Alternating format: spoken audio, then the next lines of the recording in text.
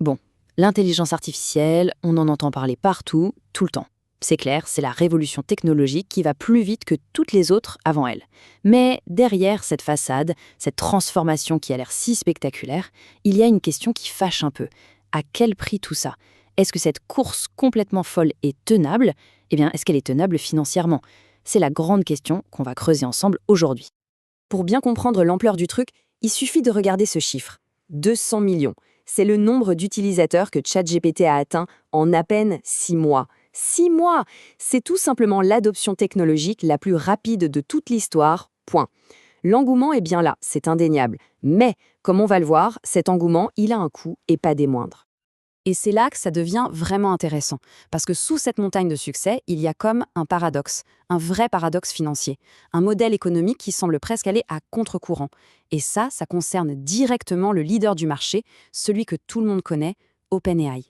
Alors là, accrochez-vous bien, voilà le chiffre qui met un peu le feu aux poudres, 207 milliards de dollars. C'est, d'après un rapport de recherche de HSBC, le trou, le déficit de financement qu'OpenAI pourrait avoir d'ici 2030.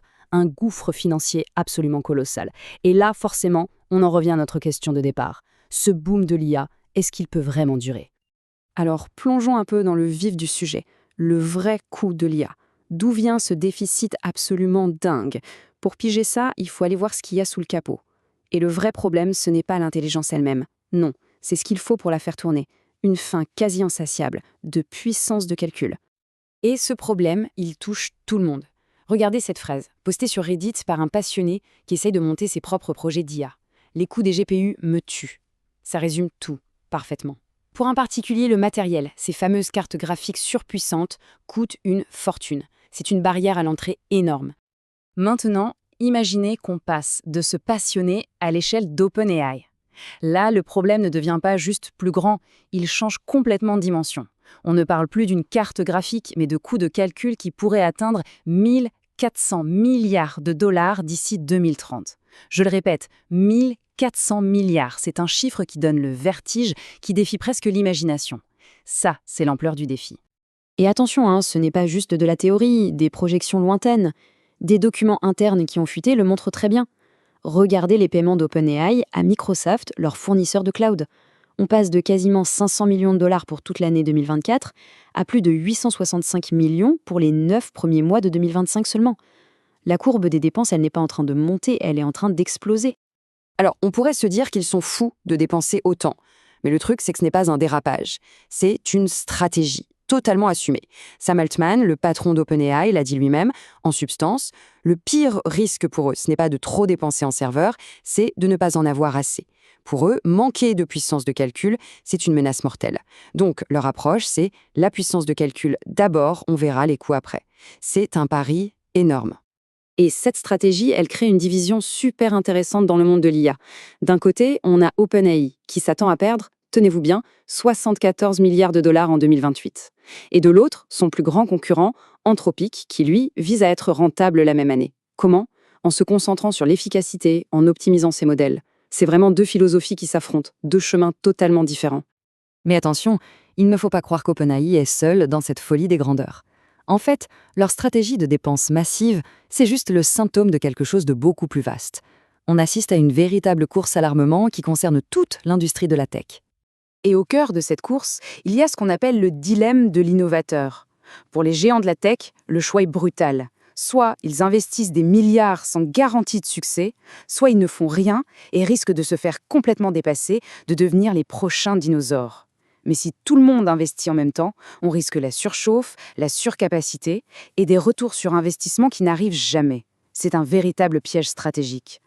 Et ce n'est pas juste une histoire de gros sous pour les entreprises de la tech. Non, ça redessine carrément l'économie tout entière, à tel point que les investissements dans l'IA sont devenus l'un des principaux moteurs de la croissance économique américaine. Pour vous donner une idée, leur impact sur la croissance du PIB est maintenant quasiment aussi important que la consommation de tous les ménages américains. C'est absolument inédit. Et tout cet argent, il vient d'un tout petit groupe d'acteurs. On les appelle les 7 magnifiques, vous savez, les géants de la tech. À eux seuls, ils pèsent près d'un tiers de la valeur totale en bourse du S&P 500, un tiers des profits et surtout, un tiers de tous les investissements. C'est une concentration de capital et de pouvoir qu'on n'avait jamais vue. Et les chiffres, franchement, parlent d'eux-mêmes. D'après les analystes de Goldman Sachs, les dépenses d'investissement des géants du cloud, ce qu'on appelle les hyperscalaires, vont passer de 400 milliards de dollars en 2025 à plus de 530 milliards en 2026. C'est une vague, non un véritable tsunami d'argent qui déferle sur le secteur. Bon, quand on voit toute cette euphorie, ces dépenses qui donnent le tournis, forcément ça rappelle des souvenirs. D'autres grands moments de folie dans l'histoire de la finance. La question est simple, est-ce qu'on n'aurait pas déjà vu ce film ? L'histoire est pleine de ces moments de manie, que ce soit la folie des tulipes au XVIIe siècle ou, plus près de nous, la bulle Internet. À chaque fois, c'est un peu le même scénario. Une innovation géniale arrive, tout le monde s'emballe, les prix grimpent jusqu'au ciel, et puis patatras, la bulle éclate. Le schéma a l'air de se répéter encore et encore. Mais la comparaison avec la bulle Internet de l'an 2000 a ses limites. Et il y a une différence majeure, vraiment capitale. C'est vrai, les valorisations sont hautes aujourd'hui, mais si on regarde un indicateur clé, le fameux ratio cours sur bénéfice, en gros combien on paie pour chaque dollar de profit, eh bien on est encore très loin des sommets complètement délirants de la bulle de mars 2000. Et c'est ça le point absolument crucial. À l'époque de la bulle Internet, on misait tout sur des espoirs, sur des boîtes qui souvent ne gagnaient pas un centime. Aujourd'hui, ce boom de l'IA, il est porté par des mastodontes qui sont incroyablement rentables, qui brassent des milliards de cash et qui ont des bilans en béton. Pour l'instant en tout cas, ce n'est pas un château de cartes construit sur du vent. Alors, au final, comment on appelle ce qu'on est en train de vivre ? Si ce n'est pas une bulle spéculative comme les autres, alors qu'est-ce que c'est ? C'est le moment de rendre le verdict. Eh bien, il y a un terme qui revient de plus en plus chez les analystes, celui de super-cycle du capital. L'idée, c'est que ces investissements massifs ne sont pas totalement fous. Ils sont justifiés, ils sont rationnels, parce que le potentiel de l'IA est immense. Mais, et c'est un gros mais, c'est un cycle qui a en permanence un pied au bord du précipice, qui risque à tout moment de basculer dans l'excès, dans l'irrationnel. Et justement, le voilà peut-être le grain de sable qui pourrait tout gripper. 5%. Selon une étude récente du MIT, c'est la part des projets d'IA en entreprise qui montre un retour sur investissement jugé acceptable. Seulement 5%. Ça veut dire que l'enthousiasme est là, mais que transformer cet enthousiasme en argent réel, à grande échelle, ça, c'est encore une autre histoire. Et donc, toute l'histoire se résume à cette question, qui est vraiment la question cruciale. Est-ce que cet engouement, ces milliards qui sont déversés, peuvent être transformés en applications concrètes, rentables et utilisées par tout le monde, avant que le robinet du capital ne se ferme ? C'est une véritable course contre la montre. La belle histoire doit maintenant devenir une affaire rentable. Alors, pour la suite, qu'est-ce qu'il faut garder à l'œil ? On peut retenir 4 indicateurs clés. D'abord, bien sûr, les progrès réels des modèles d'IA. Ensuite, leur adoption par les entreprises et surtout, leur retour sur investissement. Est-ce que ça rapporte vraiment ? Troisièmement, les taux d'utilisation des data centers pour voir si on ne construit pas des cathédrales dans le désert. Et enfin, le gros signal d'alarme, si on voit que les investissements ne sont plus financés par les bénéfices, mais par de la dette. Là, il faudra s'inquiéter. Pour conclure, la situation est vraiment fascinante. On est en pleine ruée vers l'heure de l'IA. Et pour l'instant, ceux qui s'enrichissent, ce sont les vendeurs de pioches et de pelles, comme Nvidia avec ses puces. Ça, c'est une certitude. Mais la question à 1000 milliards, celle qui va définir la prochaine décennie technologique, reste entière. Qui va finir par trouver le filon ? Qui, au final, va vraiment posséder la mine ? C'est toute la question.